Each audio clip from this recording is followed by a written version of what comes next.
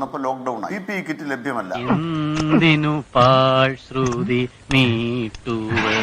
കോവിഡിന് മുമ്പ് 550 രൂപയ്ക്ക് കിട്ടിക്കൊണ്ടിരുന്ന PPE കിറ്റ്. പക്ഷേ PPE കിറ്റ് ലഭ്യമല്ലാതെ വന്നപ്പോൾ ഇപ്പോൾ ഡോക്ടർ ഹാരിസിനെ പോലെ സമർപ്പിതരായി ജോലി ചെയ്യുന്ന ഡോക്ടർമാരുടെ ജീവനാണ് വില. അതുകൊണ്ട് എന്ത് വില കൊടുത്തും വാങ്ങിച്ച് ഡോക്ടർമാർക്കും നഴ്സുമാർക്കും കൊടുക്കുക. നിന്നെ സമ്മതിക്കണം. നിന്റെ വായിൽ എങ്ങനെയാടാ ഇത്രയും പെട്ടെന്ന് ഇത്രയും വലിയ നുണകൾ വരുന്നത്? ഇതാണ് കേരളത്തിൽ നിന്ന് ശൈലജ ടീച്ചർ എടുത്ത നിലപാട്, മുഖ്യമന്ത്രി എടുത്ത നിലപാട്. അതിന് ലോകായുക്ത കേസായി. മാധ്യമങ്ങൾ കോവിഡ് കള്ളി. ആരാ കോവിഡ് കള്ളി? അപ്പൊ നിങ്ങൾക്ക് ഓർമ്മല്ലേ? ഇല്ല, പോയിട്ട് 2 കൂടി ആയിരിക്കും. അപ്പൊ ഓർമ്മ വരും കേട്ടോ. ശൈലജ ടീച്ചർ എന്തിനാ കോവിഡ് കള്ളിയായത്? 15,000 PPE കിറ്റ് വാങ്ങിച്ചതിനാണ് ഒരു മന്ത്രിയെ കോവിഡ് കള്ളി എന്ന് വിളിച്ചത്. ഈ പാടിന്റെ പുറകിൽ ഒരുപാട് കഥകളുണ്ടല്ലേ ഈശോ മറിയ ഔസേപ്പേട്ട? അതേ മാധ്യമങ്ങൾ തന്നെയാണ് ഇപ്പൊ പറയുന്നത് സിസ്റ്റം ആകെ പോയി. മന്ത്രിയുടെ മൂക്കിന് താഴെ ഇതിങ്ങനെ ഉണ്ടായിട്ടും എന്താ മന്ത്രി ഇടപെടാത്തത്?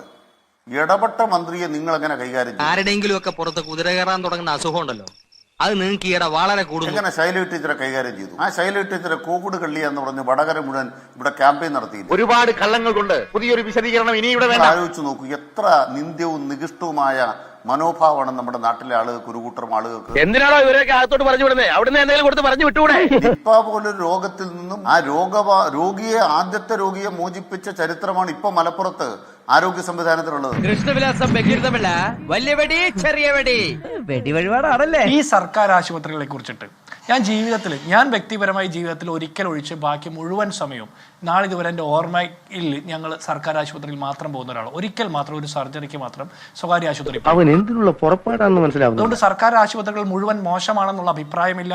കേരളത്തിലെ സാധാരണക്കാരുടെ അവസാന ഇടമാണ് സർക്കാർ ആശുപത്രി എന്നുള്ള പൂർണ്ണ ബോധ്യത്തോടെയാണ് ഈ ചർച്ചയിൽ ഞാൻ പങ്കെടുക്കുന്നത്. അതെന്തിനാടാ? പുതിയ പാരയായിരിക്കും. പക്ഷെ ഈ സർക്കാർ ആശുപത്രികളിലെ സംവിധാനങ്ങളെ കുറിച്ചിട്ടാണ് കേരളത്തിന്റെ മുഖ്യമന്ത്രി ഒരു 4 മാസം മുമ്പ് പറഞ്ഞത് അതിസമ്പന്നന്മാർ ചികിത്സയ്ക്ക് ക്യൂ നിൽക്കുന്ന സർക്കാർ ആശുപത്രി. ഈ അതിസമ്പന്നന്മാർ ചികിത്സയ്ക്ക് ക്യൂ നിൽക്കുന്ന സർക്കാർ ആശുപത്രിയിലെ ദുര്യോഗങ്ങളെ കുറിച്ചിട്ടാണ് ഡോക്ടർ ഹാരിസ് ചിറക്കൽ എഴുതിയത്. അദ്ദേഹത്തിന്റെ രാഷ്ട്രീയത്തിനപ്പുറം അദ്ദേഹം ഉന്നയിച്ച വിഷയത്തിന്റെ ക്ലാരിറ്റി കൊണ്ട് അദ്ദേഹത്തിന് പിന്തുണ കിട്ടുമ്പോൾ മന്ത്രി പോലും നിലപാട് മാറ്റുന്നു. മന്ത്രി പറഞ്ഞത് എന്താ? സിസ്റ്റത്തിന്റെ ഫെയിലിയർ ആണെന്ന്. ഈ സിസ്റ്റം 9 വർഷമായിട്ട് ഭരിക്കുന്നത് പിണറായി വിജയന്റെ സർക്കാർ. ഇനി ഇങ്ങനെയൊക്കെ പാടുള്ളൂ. കഴിഞ്ഞ 4.5 വർഷത്തിലധികമായിട്ട് ഈ സിസ്റ്റത്തിന്റെ നേതൃത്വത്തിൽ ഇരിക്കുന്നത് വീണ ജോർജ് എന്ന് പറഞ്ഞ മന്ത്രിയാണ്. ഈ മന്ത്രി കഴിഞ്ഞ ദിവസം കേരളത്തിലെ ഒരു മുന്തിയ സർക്കാർ ആശുപത്രിയിൽ മിന്നൽ പരിശോധന നടത്തി. മരുന്നുകൾ എന്താ കിട്ടാത്തത് എന്ന് ചോദിച്ച് ഫാർമസിസ്റ്റിനെയൊക്കെ വിരട്ടുന്നു, കമ്പ്യൂട്ടർ പരിശോധിക്കുന്നു. അതിന്റെ ഉത്തരം മന്ത്രിക്ക് കിട്ടിയെങ്കിൽ അത് പൊതുസമൂഹത്തിന് മുമ്പിൽ അറിയിക്കണം. എന്റെ കഷ്ടകാലം എന്നല്ലാതെ എന്ത് പറയാം. പഴയ മാധ്യമ പ്രവർത്തകയുടെ അതേ ചടുലതയോടെ അതേ കൗശലത്തോടെ മാധ്യമങ്ങളെ വിളിച്ച് മന്ത്രിയുടെ മിന്നൽ പരിശോധന നടത്തി. അതിന്റെ ഉത്തരം കൂടി നമ്മൾക്കറിയണം. അപ്പോഴേ ഇതിന്റെ യാഥാർത്ഥ്യം മനസ്സിലാവുള്ളൂ. ഇത് ഇത്രയും വലിയ കുരിശാവുന്ന ഞാൻ ഈ സിസ്റ്റം ഫെയിലിയറിന്റെ പൂർണ്ണ ഉത്തരവാദിത്വം കേരളത്തിലെ ആരോഗ്യ വകുപ്പ് മന്ത്രിയാണ് എന്ന് പറയുന്നതിന് ഒരു മടി നമ്മൾ വിചാരിക്കേണ്ട. നമ്മുടെ ഗവൺമെന്റ് എന്തൊക്കെ ജനങ്ങൾക്ക് കൊടുത്തു? കൂടുതലും വാഗ്ദാനങ്ങളാ കൊടുത്തു. കാരണം ഒന്ന്, ഇവർക്ക് കേരളത്തിലെ സാധാരണ മനുഷ്യരുമായിട്ടുള്ള കണക്ടിവിറ്റി നഷ്ടപ്പെട്ടു.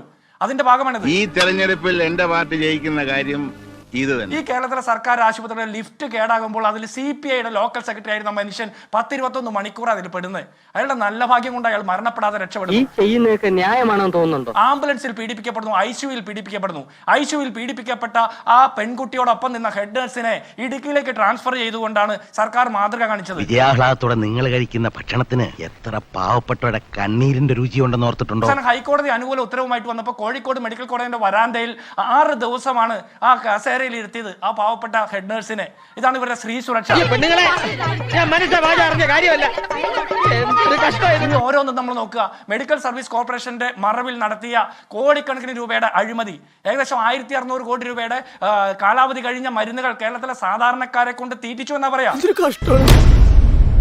എന്താ നമ്മുടെ പേര്? അനിൽകുമാർ. നോട്ട് ചെയ്തു. ഇന്ത്യ രാജ്യത്ത് ആദ്യമായിട്ടൊരു നഗരനയം കൊണ്ടുവന്നിരിക്കുന്നു കേരള സർക്കാർ. ഇതൊക്കെ ആരാ നടപ്പാക്കാൻ പോകുന്നത്? നടപ്പാക്കാൻ പോകുന്നത് തുടർ വരുന്ന LDF സർക്കാരാണ്. എന്താണ് മേജർ സാർ, ഞാൻ ജീവിച്ചു പോയിക്കോട്ടെ. ആവൽ തന്നെ വന്നിരുന്ന ഓരോ ഉപദേശങ്ങൾ. ഞങ്ങൾ വെച്ച ഏതെങ്കിലും ഒരു പദ്ധതിക്ക് മേലെ ഒരു വാക്ക് പറയാൻ ഈ കോൺഗ്രസിന് പറ്റുമോ? BJPക്ക് പണ്ടേ പറ്റത്തില്ല, കോൺഗ്രസിന് പറ്റുമോ? ഒരുപാട് കള്ളങ്ങൾ കൊണ്ട് പുതിയൊരു വിശദീകരണം ഇനി ഇവിടെ വേണ്ട. ടെക്നോ പാർക്ക് പോലും കുഞ്ഞാലിക്കുട്ടി ഉണ്ടാക്കിയെന്ന് നുണ പറയുന്ന ഒരു പ്രതിപക്ഷ നേതാവ് കേരളത്തിലുണ്ട്. മറിച്ച് ആരാണ് കേരളത്തിൽ ഈ ടെക്നോ പാർക്ക് ഉണ്ടാക്കിയത്? അതിന്റെ വികസനം എവിടെ വരെ നിൽക്കുന്നു? ഇത്രയും കാലമായിട്ട് ഈ നീർക്കോലിക്ക് ഒരു ഇംപ്രൂവ്മെന്റ്സ് ഉണ്ടായില്ല. ഇതൊക്കെ നാട്ടുകാരോട് പറയാൻ ആരെങ്കിലും ഇറക്കി തിരിച്ചാൽ ഞങ്ങളുടെ കുമിള പൊട്ടും. VD സതീശന്റെ കുമള പൊട്ടും. ആ കുമള പൊട്ടുമെന്ന് പേടിയിട്ടാണ് കോടതിയിൽ കേസുമായിട്ട് KSUക്കാർ പോയത്. നിനക്ക് എന്തിന്റെ അസുഖമാടാ?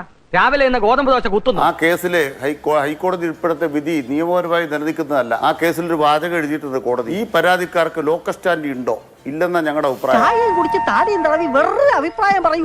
ഇവിടെ കോൺഗ്രസിന്റെ നേതാവ് പറഞ്ഞ എന്താണ്? അടിച്ചു മാറ്റി. ആരടിച്ചു മാറ്റി? ആരടിച്ചു മാറ്റിയത്? ശബരിമലയില് കൊടിമരം ഉണ്ടാക്കി സ്വർണ്ണം അടിച്ചു മാറ്റിയ കേസ് വേറെ ഉണ്ട്. അത് വന്നിട്ടുണ്ട്. അകത്ത് പോകാൻ പോവാണല്ലോ. ആരാ അടിച്ചു മാറ്റിയത്? സർക്കാരിന്റെ കാര്യം ഇവിടെ മുന്നിൽ പോകരുത്. അവരുടെ പരിഷ്കാരങ്ങളാ ഞങ്ങൾ ഗതികേട്ടിലെത്തിച്ചത്.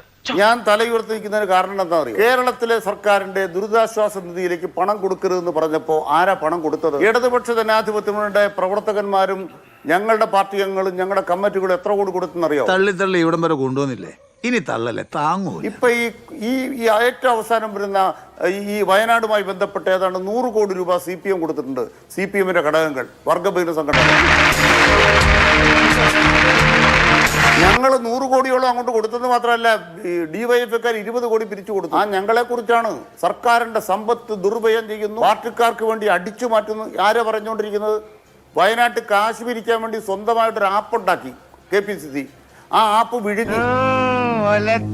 ഒന്ന് നിർത്തണോ തന്റെ ഈ ആപ്പ് വിഴുങ്ങിയിട്ട് അതിപ്പോ എവിടെയാ കിടക്കണത്? KPCC പ്രസിഡന്റ് തൊണ്ടയില് പരമശിവന്റെ ആ നീല കിടക്കണ പോലെ ഒരാപ്പ് KPCC പ്രസിഡന്റ് തൊണ്ടയിൽ കിടപ്പുണ്ട്. ആരുടെയെങ്കിലും ഒക്കെ പുറത്ത് കുതിര കയറാൻ തുടങ്ങുന്ന അസുഖം ഉണ്ടല്ലോ, അത് നിങ്ങൾക്ക് ഈയിടെ വളരെ കൂടുതൽ. പിന്നെ പ്രളയത്തിന് 1000 വീട് ആരുടെ തൊണ്ടല്ല ഇപ്പൊ ഇരിക്കണത്? വിഴുങ്ങിന്നോ? സഖാക്കൾ വിഴുങ്ങിന്നോ? ഒരു ചർച്ച വന്നിട്ട്, ഒരു അന്തസ്സായ ചർച്ച വന്നിട്ട് നിങ്ങൾ ആരെങ്കിലും കനപോലും എഴുതി തന്നത് ഇങ്ങോട്ട് വിളമ്പാൻ വന്നാലേ ഞങ്ങളാരും ഇരുന്ന് തരാൻ സൗകര്യപ്പെടുക. താൻ വന്ന വഴി ഏതാന്ന് തനിക്ക് നിശ്ചയമുണ്ടോ ഉത്തമ?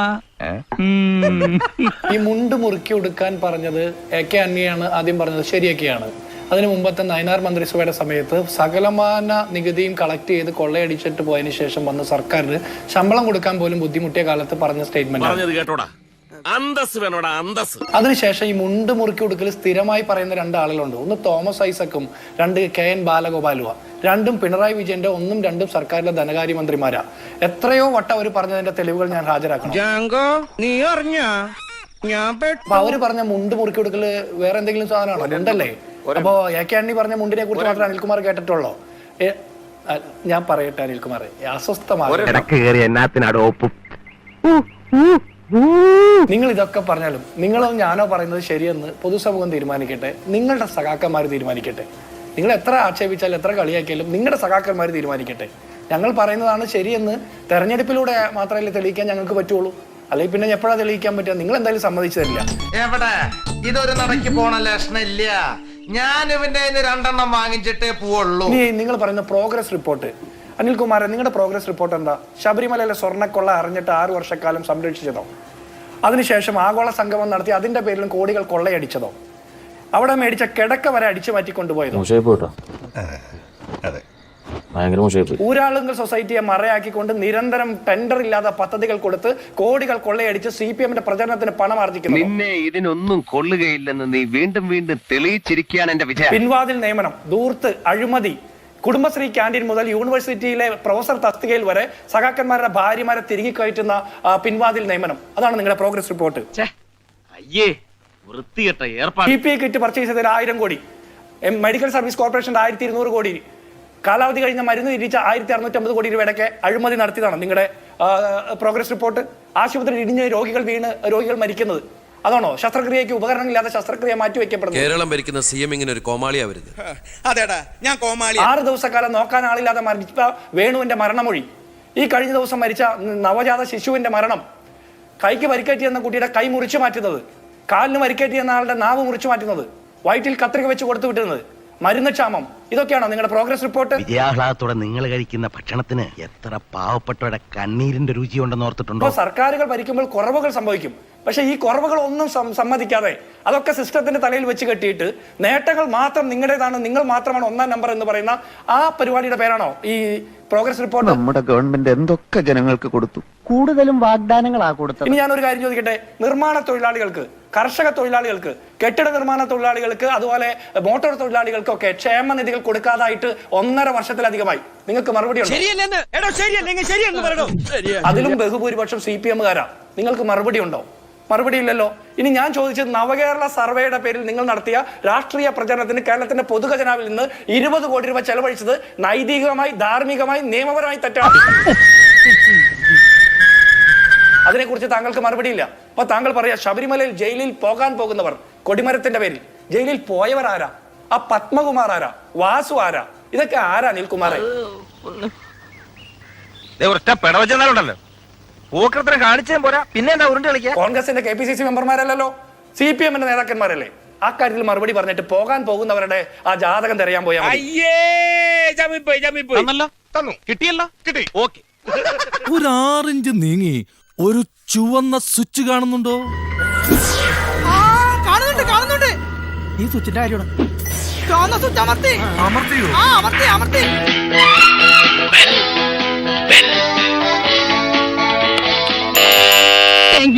ഈ ഉപകാരം മറന്നാലും ഞാൻ മരിക്കില്ല. ഇതൊക്കെ എന്ത് ഉപകാരം. അപ്പോ നാളെ നേരത്തെ തന്നെ ഇങ്ങോട്ട് എത്തണം കേട്ടോ. ശരി.